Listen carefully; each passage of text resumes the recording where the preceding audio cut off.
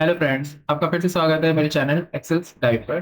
और आज मैं आपके लिए लाया हूँ डेवलपर टूल्स जिसके बेस पे आप कोई भी ऑटोमेटेड डैशबोर्ड बना सकते हैं। ये दो टाइप के होते हैं, एक होता है फॉर्म कंट्रोल और दूसरा होता है एक्टिव एक्स कंट्रोल।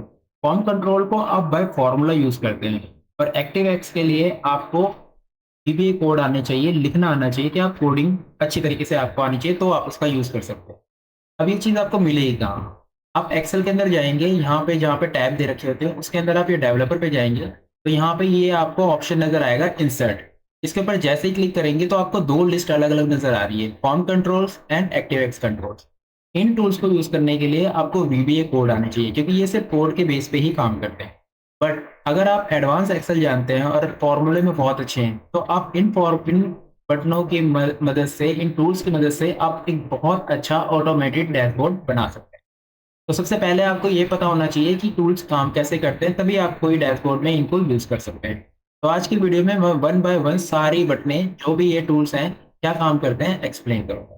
तो चलिए सबसे पहले देखते हैं पहला बटन। तो पहला बटन है, उसके ऊपर ले जाएँगे, उसका नाम देखेंगे, तो इसका नाम ही बटन है फॉर्म कंट्रोल। तो अगर आप इसे यूज़ करते हैं, तो ये क्या काम करता है? अगर आपने कोई कोड लिखा हुआ है या कोई मैक्रो रिकॉर्ड किया हुआ है और आप उसे शॉर्ट कमांड से ना रन करके किसी बटन से रन करना चाहते हैं, तो उस कंडीशन में आप इसका यूज़ कर सकते हैं।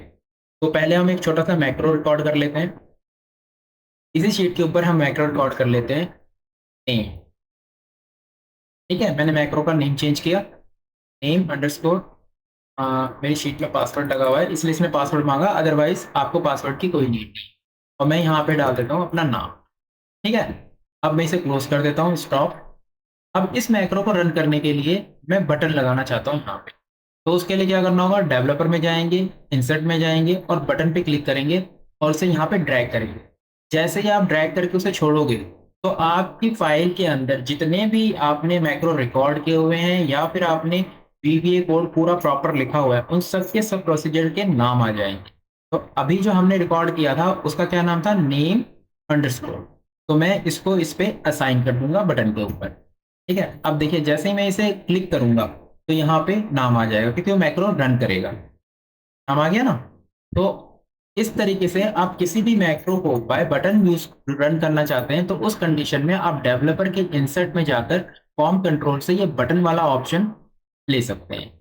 ठीक है? उसके बाद फिर आप इसे रीनेम भी कर सकते हैं। एडिट टेक्स्ट में जाकर आप इसको कुछ भी नाम दे सकते हैं। जैसे मैंने मैक्रो दिया, उस तरीके से आप कुछ भी नाम दे सकते हैं। इसकी और भी प्रॉपर्टी है जैसे कट, कॉपी, पेस्ट या फिर आपने 2-3 बटनें कर रखे हैं तो उन्हें ग्रुप कर सकते हैं, ऑर्डर में लगा सकते हैं। ये सारी चीज़ें धीरे-धीरे जब मैं डैशबोर्ड में आऊँगा तब वहाँ पे आपको बताऊँगा कैसे यूज़ कर सकते हैं। तो ये हो गया आपका पहला बटन। उसके बाद आता है दूसरा। अब दूसरे पे चलते हैं, उसका नाम देखते हैं। इसका नाम है कॉम्बो बॉक्स। कॉम्बो बॉक्स बिल्कुल डेटा वैलिडेशन की तरह होता है। अगर आपने डेटा वैलिडेशन का वीडियो देखा है या डेटा वैलिडेशन यूज़ करते हैं, तो उसके अंदर एक ड्रॉप डाउन का आइकन आता है जिसमें पूरी लिस्ट खुल जाती है, अगर आपने कोई लिस्ट सेलेक्ट कर रखी है। ये बिल्कुल ऐसे ही काम करता है। तो पहले हम एक लिस्ट क्रिएट कर लेते हैं, छोटी-सी लिस्ट ABCD। ठीक है? अब इस लिस्ट को हम सिलेक्ट करेंगे इसमें कॉम्बो बॉक्स के अंदर। तो पहले इंसर्ट करते हैं कॉम्बो बॉक्स को, ठीक यहीं पे इंसर्ट करते हैं। अब इसके अंदर राइट क्लिक करेंगे आप और इसके फॉर्मेट कंट्रोल में जाएंगे। फॉर्मेट कंट्रोल में जाने के बाद सबसे पहला ऑप्शन आता है आपके पास कंट्रोल के अंदर, साइज, प्रोटेक्शन, ये सब छोड़कर कंट्रोल में आइए। कंट्रोल में आपको मिलता है इनपुट। इनपुट के अंदर आपको वो लिस्ट प्रोवाइड करनी होगी, तो हम यहाँ लिस्ट प्रोवाइड कर देते हैं।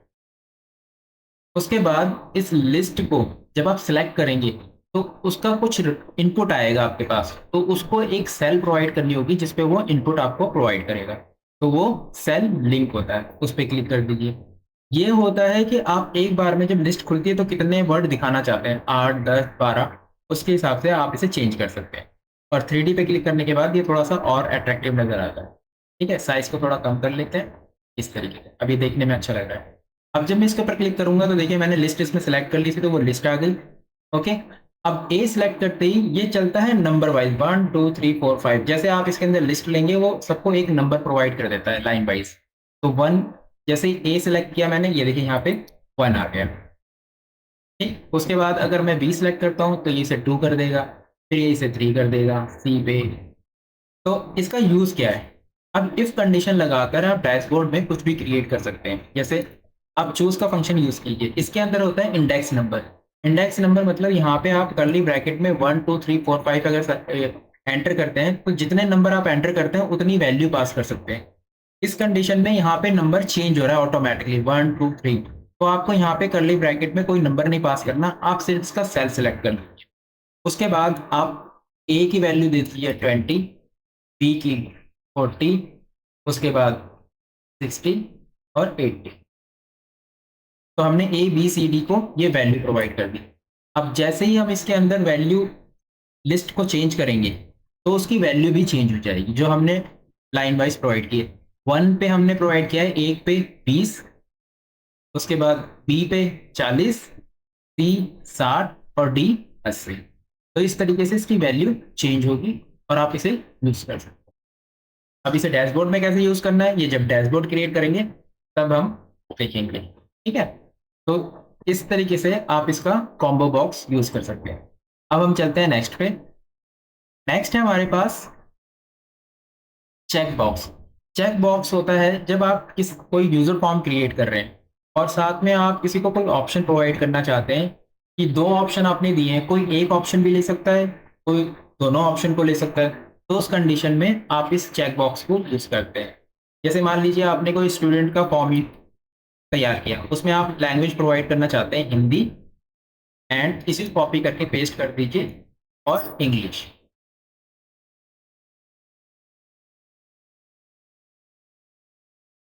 ठीक, इसके बाद आपको इसकी प्रॉपर्टी सेट करनी होगी बिल्कुल वैसे ही जैसे हमने उसमें किया, लेकिन इसमें कोई लिस्ट प्रोवाइड नहीं करनी। इसके अंदर आपको सिर्फ एक सेल को लिंक करना होगा। दोनों बटनों का सेल का लिंक जो है वो अलग अलग जाएगा।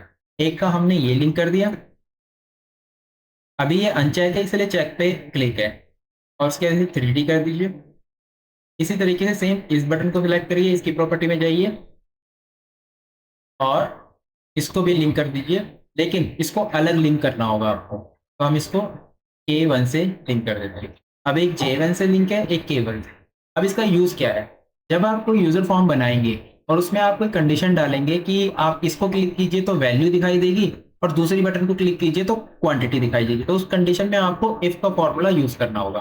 वो फॉर्मूला कैसे यूज़ करेंगे? जैसे आप इस पर क्लिक करिए तो देखिए यहाँ पे ट्रू आ गया, और जैसे ही आप इस चेक को हटाएंगे तो ये फॉल्स हो जाएगा। तो आपकी इफ कंडीशन इसी पे बेस होगी। आप इसे सेलेक्ट कीजिए, अगर ये ट्रू है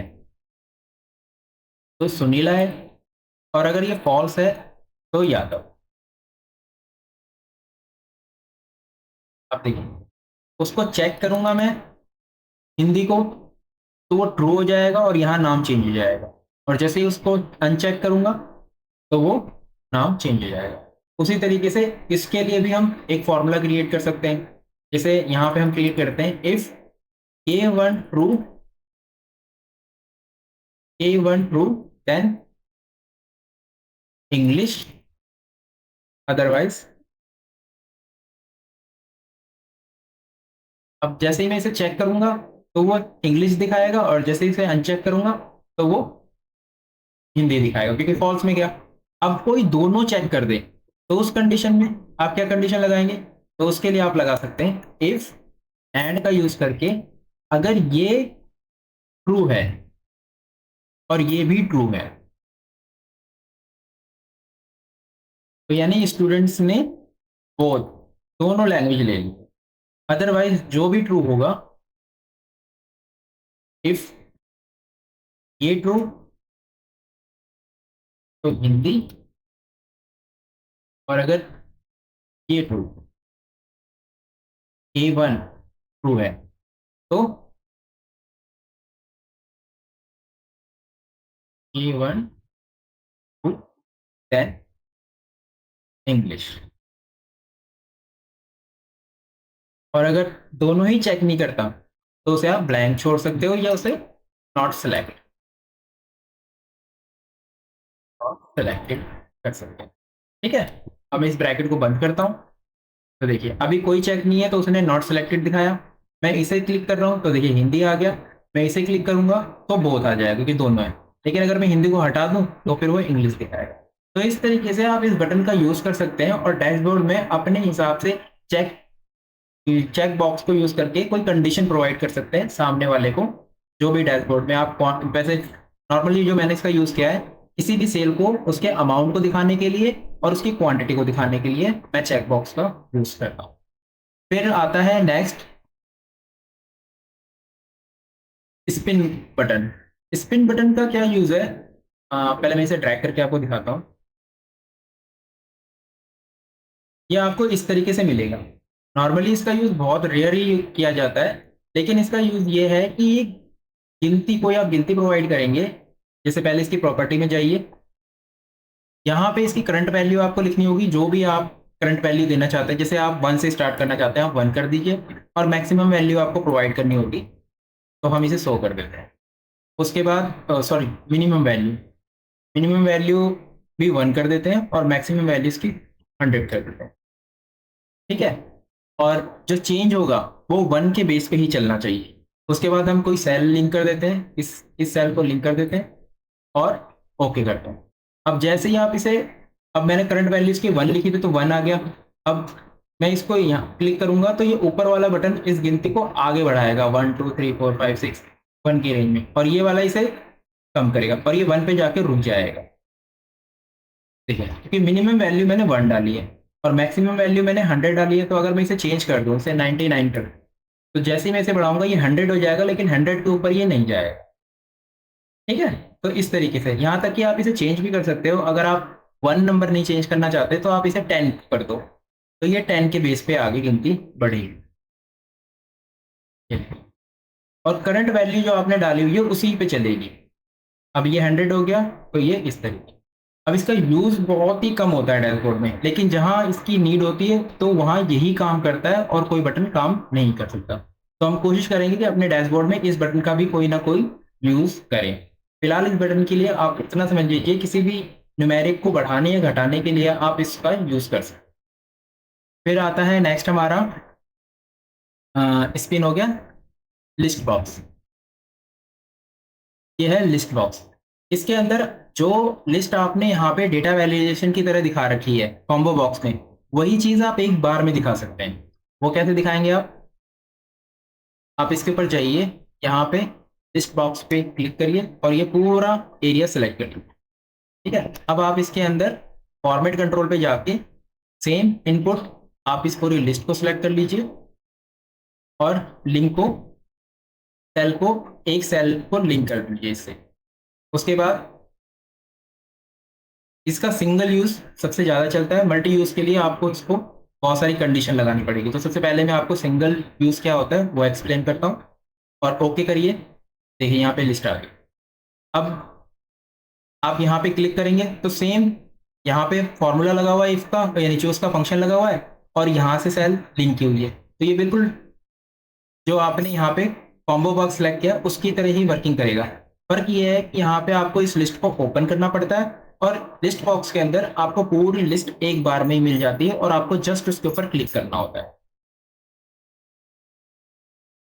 फिर नेक्स्ट है हमारा ऑप्शन बटन।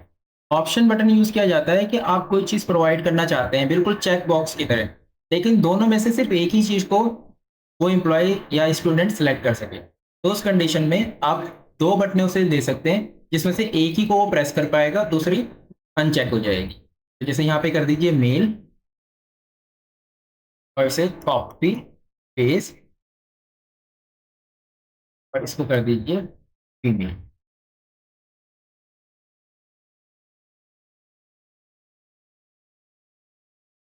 अब यहाँ पे हमने अलग अलग सेल को लिंक किया था, लेकिन यहाँ पे आप एक ही सेल को लिंक कर सकते हैं क्योंकि वही सब पे कंट्रोल करेगा। अगर आपने इसे लिंक कर दिया तो दूसरी वाली जो बटन है वो ऑटोमेटिकली उससे लिंक हो जाएगी। अब देखिए जैसे मैंने इसे यहाँ पे लिंक किया, अब मैं इसको लिंक करना चाहूँ तो मैं देखूंगा ये ऑलरेडी दिखाएगा कि पहले से ये लिंक है 2017 से।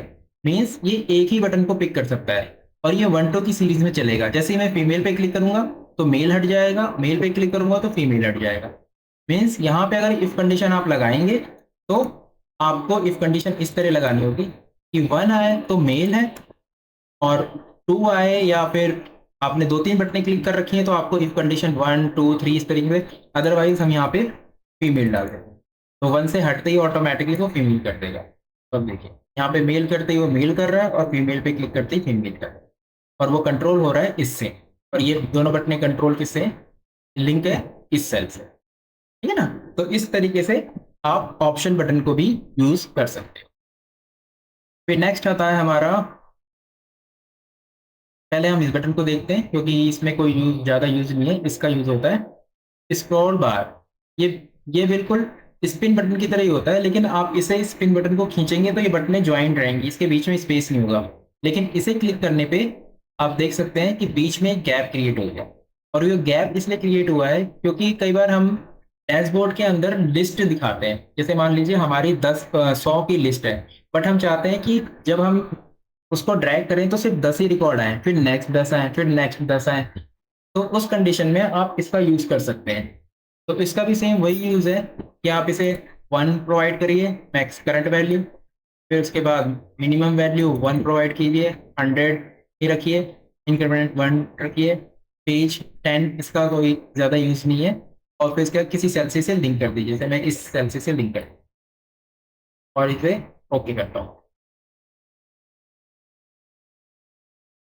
ठीक है। इसकी वैल्यू बढ़ रही है, तो ये क्या करता है, ये बिल्कुल सेम उसी लिस्ट को, जो भी आपने इसमें लिस्ट दे रखी है, आपने इसमें 100 की लिस्ट दे रखी है, तो वो 1 रिकॉर्ड उसको इंक्रीज करता जाएगा और बढ़ता जाएगा। बहुत ही फंटेस्टिक बटन है ये, और इसे मैं एक्सप्लेन करूंगा डैशबोर्ड में, तब आप देखिएगा।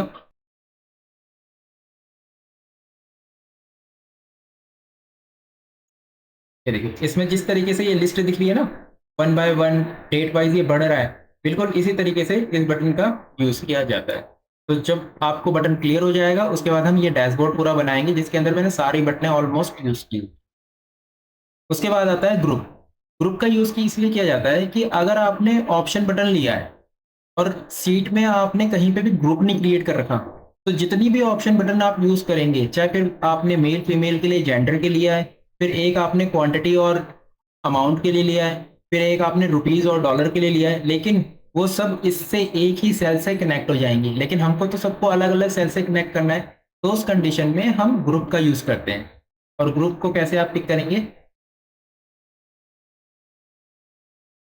ग्रुप बॉक्स को आप पिक करेंगे और यहाँ पे जैसे आप ड्रैग करिए, ठीक है, और उसके बाद इसमें हम डालेंगे ऑप्शन बटन। लेकिन उससे पहले मैं आपको एक ऑप्शन बटन और इंसर्ट करके दिखाता हूँ, और दिखाता हूँ कि आप कितने भी बटन इस पर क्लिक कर लीजिए, ये सारे के सारे ऑटोमेटिकली आप जब राइट क्लिक करके जाएंगे तो ये सेल दिखाएंगे। ऑलरेडी लिंक है ये B17 से, क्यों, पहले 2 बटन ऑलरेडी इसके अंदर लिंक है। लेकिन अगर मैं यहाँ पे कोई बटन इंसर्ट कर दूं तो वो लिंक नहीं दिखाएगा, क्योंकि वो एक अलग ग्रुप के अंदर आ गया। तो एक इसके अंदर भी इंसर्ट करके देखते हैं, ये देखिए। अब अगर मैं इस पे राइट क्लिक करूंगा और इसके कंट्रोल को देखूंगा कि ये कहीं कनेक्टेड है, तो ये ब्लैंक दिखाएगा, क्यों, क्योंकि ये ग्रुप के अंदर क्रिएट किया गया है। तो मोस्टली जो ग्रुप बॉक्स का यूज किया जाता है वो ऑप्शन बटन के लिए ही किया जाता है, ताकि उसका कंट्रोल सिर्फ एक लिंक से ना हो, जिससे हम चाहें उससे लिंक कर सकते हैं। तो एक हम यहाँ पे बना सकते हैं क्वांटिटी और अमाउंट के लिए, एक ग्रुप बॉक्स और ऑप्शन बटन का यूज करके हम यहाँ बना सकते हैं डॉलर और रुपीस के लिए, और एक को हम इन दोनों को बॉक्स में डाल देंगे तो सिर्फ यही दोनों कंट्रोल रहेंगे, ये फिर से फ्री हो जाएगा, ठीक है। तो इस तरीके से आप इसका यूज कर सकते हैं। अब रह गया हमारा लास्ट, लेबल। इसका कोई खास यूज नहीं है, बस आप एक बॉक्स क्रिएट हो जाता है और उसके अंदर आप बॉक्स को कुछ भी नाम दे सकते हैं। तो इसका यूज रेयरी चांस में होता है। जो मेन बटन हैं जिसके बेस पे डैशबोर्ड बनाया जाता है, वो बटन है button, combo box, check box, list box, option button and, ठीक है, स्पिन बॉल। इस स्पिन बटन का भी बहुत कम यूज होता है, और अगर आप ऑप्शन बटन यूज कर रहे हैं तो आपको ग्रुप बॉक्स का यूज करना ही होगा। और ये कभी कभार इसकी नीड पड़ती है किसी हेडर वेडर को देने के लिए, जैसे डैशबोर्ड आपने बना लिया उसके ऊपर आप कोई समरी लिखना चाहते हैं, the summary of the dashboard of summary of monthly sales, तो इस तरीके से आप लेवल का यूज कर सकते हैं और उसे ड्रैग करके उसके अंदर फॉन्ट को बड़ा करके आप शो कर सकते हैं, ठीक है। और कोई इसका यूज नहीं है लेवल वाले का। तो डेवलपर के अंदर जितने भी टूल्स थे वो सारे के सारे टूल्स मैंने आपको बता दिए हैं। ये टूल्स हाईलाइट नहीं हो रहे क्योंकि ये एडवांस लेवल पे हैं। अभी फिलहाल आप पहले बेसिक वाले क्लियर कर लीजिए थे, क्योंकि बेसिक से ही बहुत अच्छा डैशबोर्ड बन सकता है। जैसा कि मैंने भी आपको पीछे दिखाया, वो डैशबोर्ड बेसिक बटनों से इन्हीं टूल्स से बना हुआ है। तो इसकी प्रैक्टिस कीजिए और इसके कंसेप्ट को अच्छी तरह समझ लीजिए, क्योंकि डैशबोर्ड में तभी आप इसको यूज़ कर सकते हैं जब आप इसको अच्छी तरह यूज़ करना जानते हो। तो चलिए मिलते हैं नेक्स्ट वीडियो में। वीडियो अच्छा लगा हो तो प्लीज़ लाइक कीजिए, दोस्तों में शेयर कीजिए और चैनल को सब्सक्राइब कीजिए। नेक्स्ट वीडियो में हम डैशबोर्ड बनाना सीखेंगे। तब तक के लिए बाय एंड टेक केयर।